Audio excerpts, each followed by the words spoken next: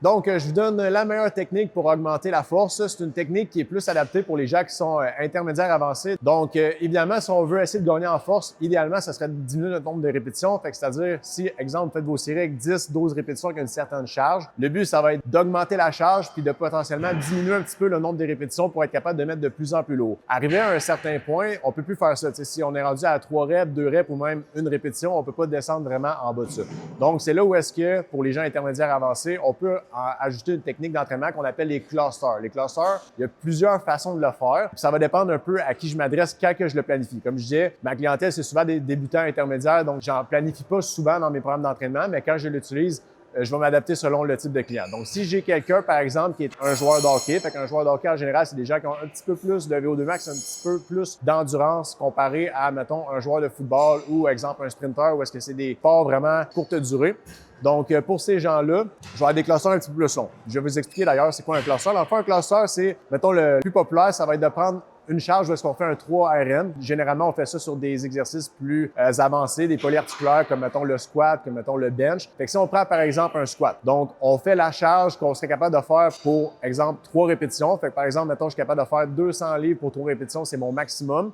Le but, ça va être de faire 5 répétitions avec notre 200 livres au lieu de 3 répétitions. Comment qu'on va faire ça? On va ajouter des mini temps de repos, des mini pauses entre chaque répétition. Donc, on va décrocher la barre à squat. On va faire seulement une répétition. On va raccrocher la barre, on va prendre une pause de 15 à 25 secondes. On va redécrocher la barre, on va faire une deuxième répétition, on va raccrocher 15 à 25 secondes, ainsi de suite, jusqu'à temps qu'on fasse nos 5 répétitions. Généralement, comme que je disais, avec des athlètes d'endurance ou des athlètes qui sont habitués de récupérer quand même assez rapidement. Puis il y a aussi une question de, comme on dit en anglais, des fast twitch fiber. Fait que dépendamment aussi du profil de la personne, c'est un cluster qui peut être super bon. Pour certaines personnes, comme par exemple un sprinter, où est-ce que c'est un effort qui est très, très de courte durée, ça se peut que le 15 à 25 secondes soit pas suffisant pour récupérer, puis dans ce cas-là, la personne ne sera pas capable de faire mieux. Elle est obligée de baisser la charge. C'est ce qu'on veut pas que ça arrive. Donc, il y a d'autres façons qu'on peut faire. On peut augmenter le temps de repos jusqu'à potentiellement 45 secondes entre chaque répétition. Faut pas oublier que chaque fois qu'on décroche la barre, qu'on raccroche la barre, il y a quand même une petite perte d'énergie aussi. Ou on peut faire les clusters un peu différemment. C'est-à-dire qu'on pourrait, mettons, mettre, exemple, 95 à 97% du 1 RM. On fait 2 ou 3 répétitions. On rajoute une pause. On refait 2 ou 3 répétitions. On rajoute une pause et on refait un 2 ou 3 répétitions. Ça peut être fait de cette façon-là aussi. Ou même pour quelqu'un qui voudrait travailler au niveau de la puissance. La puissance, on se rappelle que c'est la force